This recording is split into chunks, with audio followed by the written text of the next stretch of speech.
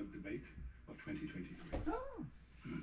As the professor said, I have spent a lifetime making science, philosophy and history films for BBC, Channel 4 in the UK, and Universal Pictures. And over the years, I've made about 10 films relevant to this topic of consciousness. I've also over the years chaired dozens of debates, so I thought I'd take a moment to explain the structure of this debate. There is a formula for how these debates are generally organized. Usually the organizers will invite one speaker to be what we might call the defender of the faith. And their job is to explain to you all the received wisdoms and all of the unquestionable certainties which everyone agrees are true. Then there's the heretic. And that person's job is to tell you that nobody agrees on anything, and that all of the unquestionable certainties are entirely questionable. And then there's often a third, who is a bit like the Social Democrat Centre Party, and their job is to try and agree with this side, and then try to agree with that side, and in the end no one knows what they think, but they're there mainly to stop the other two falling out. I'm very happy to tell you that the organisers of this debate, Ule Sandmo and Bjorn Bertelsen, it is entirely their fault, in a stroke of what I have to describe as both bravery and brilliance, have decided to utterly ignore everything I just told you. There will be no defender of the faith on stage, neither will there be the Social Democrat. There will, in fact, only be heretics. 3 of them.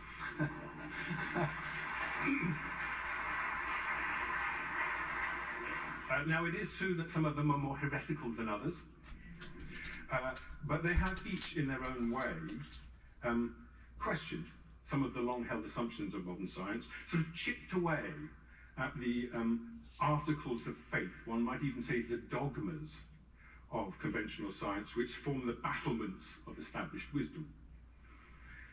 But our speakers this evening are not here simply to tell you that they disagree with conventional wisdom or even with each other. They're here to try and shed some light on why they disagree. Because all ideas have a consequence.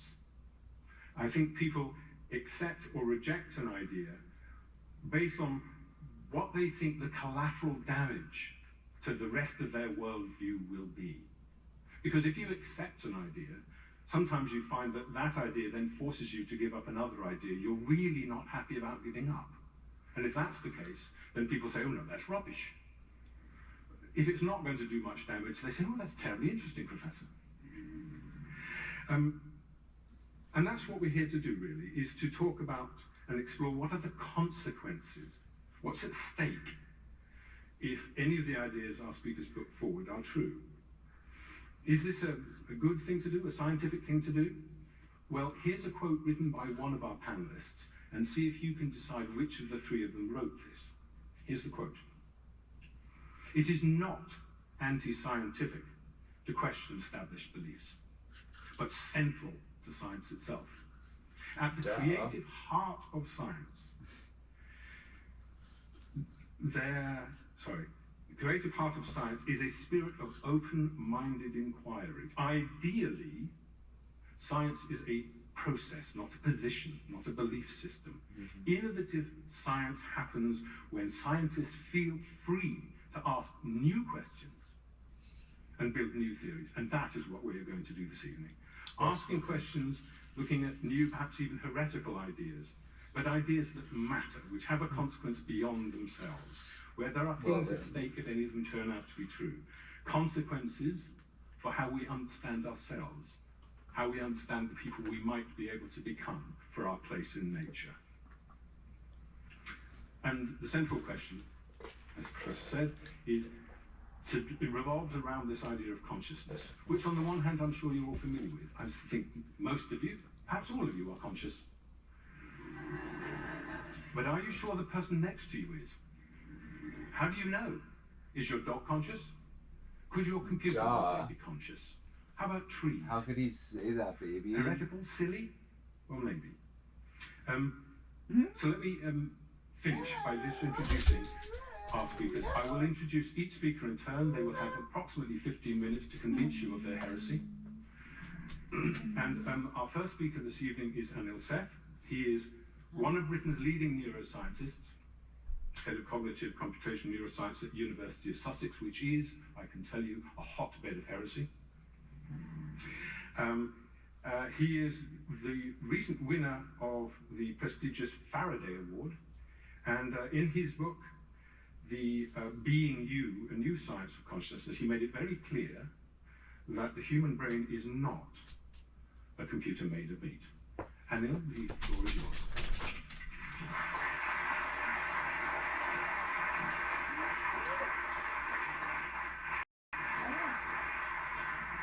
Thank you, David. Good afternoon, everybody. Thank you also to the Holberg Prize Foundation, to Björn Ule, Professor there, for inviting me here and for putting on this wonderful.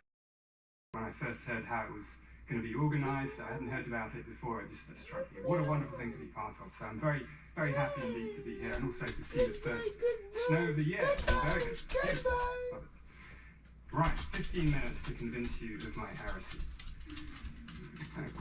Let's start. Oh, he's hot. At the beginning. I want to start 7 years ago. 7 years ago, I ceased to exist. I was having a small operation and my brain was filling with anaesthetic.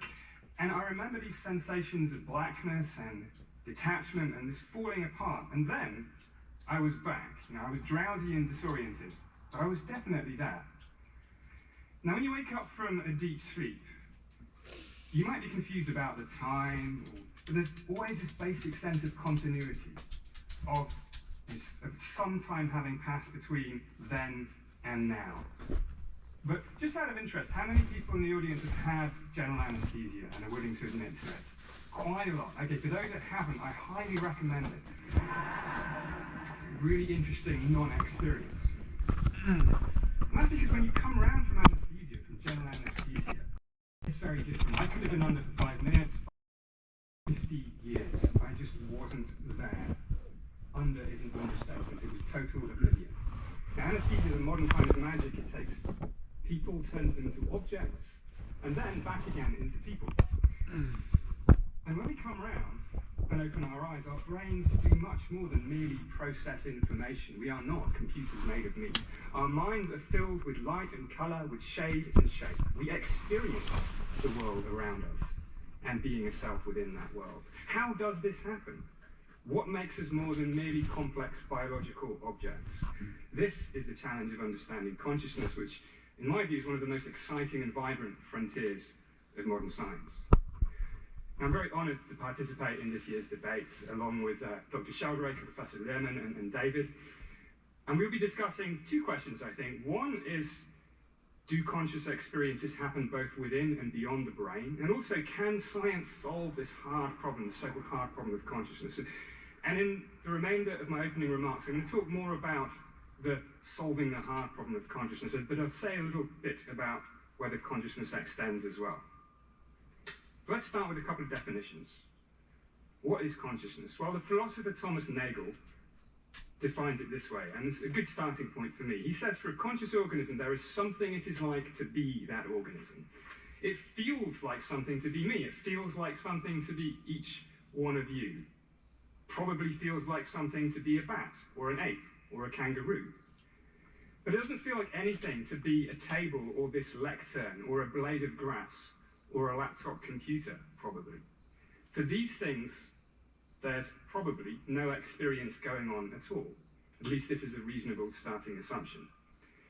Now, from the standard perspective of Western science and philosophy, and there are other options, as I'm sure we'll come to, the challenge is to explain how and why this is so. Now, the origins of this challenge go back as far as you like into history, but a useful modern landmark is with the philosopher David Chalmers and his hard problem of consciousness. He puts it like this. It is widely agreed that consciousness arises from a physical basis, but we have no good explanation of why and how it so arises. Why should physical processing give rise to a rich inner life at all? It seems objectively unreasonable that it should, and yet it does. Now, there's an assumption here, not made explicitly in this quote, but taken on by many researchers in the field, including me, that the relevant physical basis and physical processing being referred to are about things happening in brains and perhaps in bodies too. The question then becomes, what is it about the combined activity of the billions of brain cells and associated other gubbins inside my skull that gives rise to, entails, or is somehow identical to a conscious experience? And this question has been the rallying cry in consciousness science for at least the last 30 years or so. And I say the last 30 years or so because it wasn't always this way. Despite consciousness being a central question when neuroscience and psychology first emerged as coherent academic disciplines, for a good part of the last century, the topic was pushed to or beyond the fringes. It was heretical to want to study it at all. The suspicion dominated that consciousness, being intrinsically subjective and private, as well as mysterious in some way, could not be usefully studied with the tools of science at all.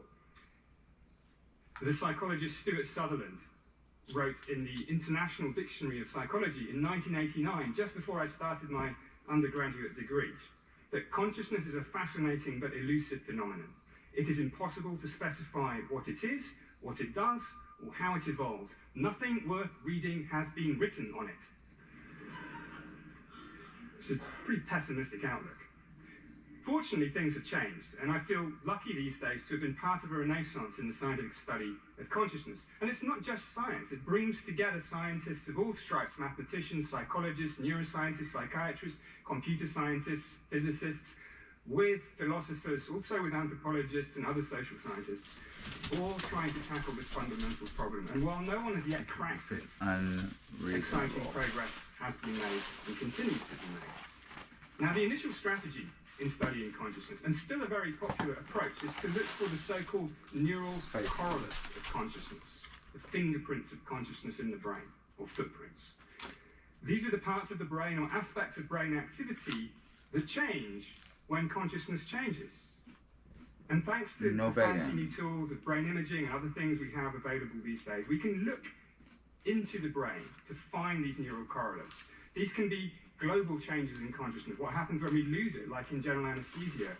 Or we can ask what changes in the brain when our conscious experience itself changes. There are things like binocular rivalry, where we show two images, one to each eye, and our conscious perception will flip from one to the other. Now, this is all great stuff, and a lot has been learned, but there are fundamental limitations to this established strategy. Significantly, correlations are not explanations, and they don't really tell us much about cause either. And this is why we need theories, among other things. Theories can help us move from correlations to explanations. And by doing so, we can begin to chip away at David Chalmers' hard problem about how and why consciousness happens. And there are plenty of theories, which is one reason why now is a particularly exciting time in the field. A couple of years ago, the philosopher Tim Bain and I wrote a review for Nature Reviews Neuroscience on neuroscientific brain-based theories of consciousness, and we came up with 22, some of them, all of them very different from each other, some of them more mature and more backed by evidence than others. And what's happening now in general in the field is we're getting to the stage of pitting these theories against each other to see which stand up and which fall down. Now, my own preferred theory, which I've been developing in various ways for well over a decade, is that the brain is a kind of prediction machine, and that what we experience, both the world around us and being a self within it, are forms of controlled hallucination, brain-based best guesses that are tied to their causes in the world or in the body, not so much by accuracy, but by criteria of how useful they are in the business of staying alive. Now, the idea of the brain as a prediction machine, constantly estimating what's going on and calibrating its best guesses against sensory signals, this is not a new idea at all, and it's been developed in different ways by different people. And my own take is to treat it as a way of going beyond correlations between brain activity and consciousness, and instead explaining why conscious experiences are the way they are and not some other way. Why an experience of color is different from an experience of emotion or of free will. And one implication of this is that what we perceive is not simply a readout of the sensory information that comes in through our eyes and our ears. It is always and everywhere an active, creative act in which the brain is continuously making predictions about the way the world is and the way the body is, and updating these predictions using sensory information.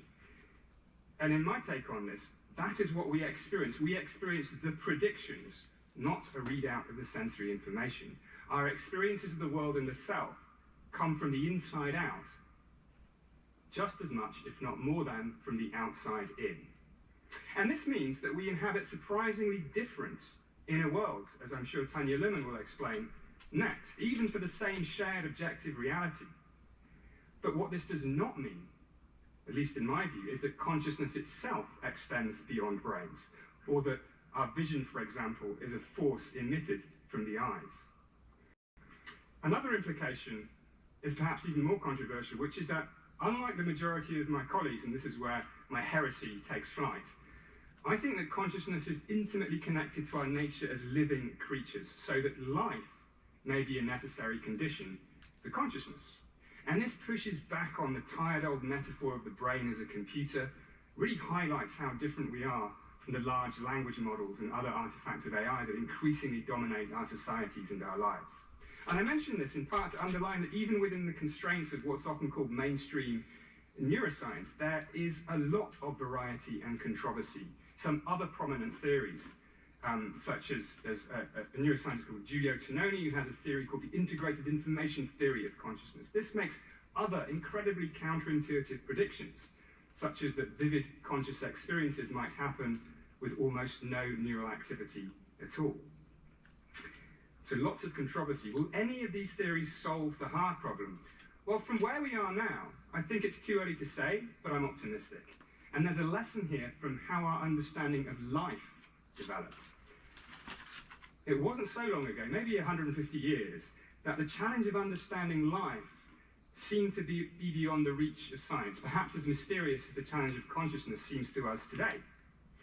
And according to the dominant, at the time, philosophy of vitalism, there had to be something almost supernatural, a spark of life, an élan vital, to explain the difference between the living and the non-living. But things didn't turn out that way. Instead of treating life as one big scary mystery, biologists of the day instead started explaining the properties of living systems, metabolism, homeostasis, in terms of the underlying physics and chemistry. And bit by bit, our conception of what life is changed, and the need to appeal to some special source began to fade away. The hard problem of life wasn't solved, it was dissolved. And I think the same may well happen with consciousness. By chipping away at its various properties, how conscious we are, what we're conscious of, the nature of the self, the nature of volition, the hard problem of consciousness too is already seeming less mysterious and less monolithic than once it did. And perhaps one day, perhaps not so far away, it too might vanish in a puff of metaphysical smoke. And of course I might be wrong, both in my own theory and in this optimistic view of the future of consciousness science, but that's okay. The beauty of science is the ability to be productively wrong, so that our collective understanding always ratchets upwards. And even if we don't fully understand the problem of consciousness, what we're learning along the way is already radically changing how we think about the nature of how we experience the world, perception, the self, and other things. And this is having major implications in society, something I hope we'll talk about later, in ethics, in medicine, in animal welfare, in law, in how we deal with AI, and in much more besides. Now, the neuroscience of consciousness is at a very exciting place. Now, just as astronomy faced the challenge of the very far away and quantum physics the challenge of the very small, neuroscience faces the unique challenge of the very complex. And we are just now developing the theoretical and experimental tools to get to grips with this challenge. And if it still seems difficult to understand or imagine how any kind of physical stuff could give rise to any kind of experience, well, this could well be because our imaginations are just not yet up to the job of envisaging what such a complex system as an embodied brain might be capable of. But when they're empowered with the tools of science and philosophy, bootstrapped from the insights of those colleagues now and before us, our imaginations can stretch further. And just like the apparent mystery of life, what once seemed inexplicable may not always remain so. Now, I'll finish by very briefly addressing the specific question of whether consciousness extends beyond the brain. The first thing to say is that I'm entirely comfortable with the idea that our minds extend beyond our brains. A good chunk of my memory is in this phone, probably a lot else too.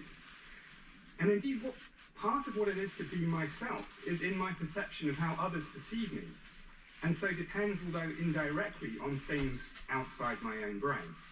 David Chalmers himself, who coined the hard problem term, together with the philosopher Andy Clark, have written convincingly in my mind about the idea of the extended mind. But the mind, although the mind can broaden to encompass many things, the mind is not the same thing as conscious experience itself. Now, when I look around me, the contents of my consciousness, let's say colours, they seem to be out there in the world. Does this mean that my consciousness itself is out there in the world too? Well, I don't think so. The fact that the contents of my consciousness sometimes seem to be out there does not mean they actually are. Now, this is a useful example is something like an out-of-body experience, where people experience being in a position different from their own bodies. This is clearly a real experience for many people over history and even now, but it does not mean that consciousness itself has left the body and gone flying around. There are often many different, more compelling, more empirically useful explanations for these kinds of experiences. How things seem is important to pay attention to, but it's not always a good guide to how things are. Now, in my view, in a line of thinking that goes all the way back to the Scottish philosopher David Hume, experiencing something out there in the world is part and parcel of the brain's predictions about the causes of the sensory signals that it gets. And the interesting question, at least for me, is what is going on in the brain that underlies this experiential projection of properties like colour, shape, and so on out there into the world, and things like emotion in here into the bodies. Now, the claim that consciousness itself can extend beyond the brain and the body, perhaps even to act at a distance, as in the case of this phenomenon of the sense of being stared at, which I'm sure Rupert Sheldrake will tell us about shortly too. This, in a sense, is a very ordinary claim. It's very likely that we've all felt that way at some time or another. But scientifically, it's an extraordinary claim. And it's an extraordinary claim because there are currently no plausible mechanisms by which it might actually happen. And extraordinary claims are in need of extraordinary evidence. And if we had that evidence, that would be very interesting because it would force us not only to have a different picture of consciousness, but to radically rethink explanations that would be very discontinuous with pretty much the whole of science as we know it. So in a situation like this, the evidence that we need, to me, it's sort of the sort of evidence, much like when physicists proposed the existence of a new fundamental particle in a particle accelerator. This is a very high bar, which is admittedly rarely, if ever, met in psychology. Now, I don't deny at all that people may well have the experiences that lead them to think that consciousness is extended, whether it's an out-of-body experience or a sense of being stared at, or more generally, what Tanya Lerman will probably talk about in terms of the porosity of the mind. Things seem is not a good guide to how things are. And in my view, the most interesting and empirically justifiable explanations for these experiences likely always lie within the brain itself, the embodied brain. It's a brain that interacts richly with the body and with the world, but not through any spatially extended extracranial consciousness. I'll leave my last words for the poet Emily Dickinson, who, in a beautiful 1862 poem, wrote, "The brain is wider than the sky, for, put them side by side, the one the other will contain with ease, and you besides." Thank you.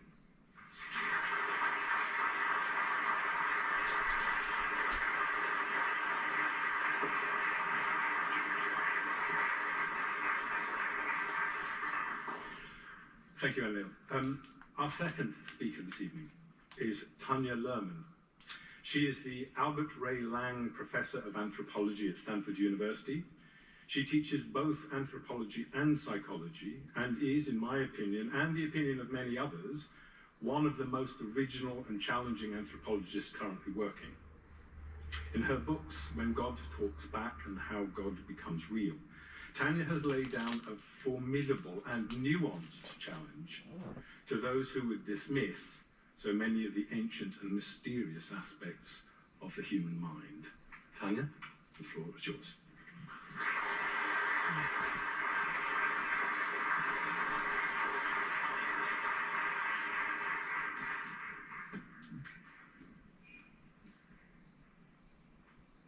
Good afternoon.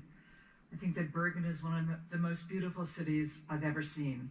You are all very, very lucky. So,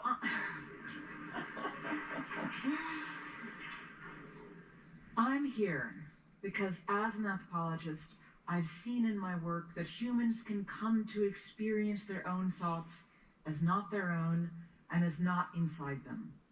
So a person can have a picture in their mind and just feel that it's not their own image. A person can hear a voice when they're alone. And that voice, there's a thought-like quality, but it feels like it's out there, and a person feels as if they can hear it with their ears. A person can feel a sense of presence that no one else can see. These experiences matter. A voice lies at the heart of many religions. Abraham knew that Yahweh existed because Yahweh called out to him. Muhammad knew the Quran was divine because the words came to him from outside. The disciples knew that Jesus was somehow alive after his death because they saw him and then they heard him speak. These experiences matter to people because they're taken as first-person evidence that spirit is there and responds. Augustine, torn against himself, struggled to become a Christian. He was unable to convert until he heard God speak. Joan of Arc heard God command her, and that gave her such confidence that she went to the King of France and demanded that he give her an army, and she got the army and she won a battle, and that battle may have saved her kingdom. Martin Luther King Jr., it was in despair at the beginning of the Montgomery bus boycotts. People had threatened his family. He thought of stopping. But when he sat at his kitchen table and prayed, he heard God say that he would be with him, and Martin Luther King Jr. went forward. These experiences happen to ordinary people. Over the course of my career, I've worked with middle-class people in London who understood themselves to follow the ancient gods of pre-Christian Europe. I've worked with Zoroastrians in Mumbai and with newly Orthodox Jews and Black Catholics in Southern California. I've spent months in an Anglo-Cuban spirit possession group called Santeria and years in churches with charismatic evangelical Christians, both in the United States and abroad. I've seen that many people have some kind of moment which they take to be communication from spirit, and that many people have moments in which that spirit felt real to them with their senses. I've also seen that in all those different faiths, people will say that some people are more likely to have these experiences than others, that if you pray or do rituals, you're more likely to have these experiences. And I observed that in some social worlds, people had more of these experiences than others.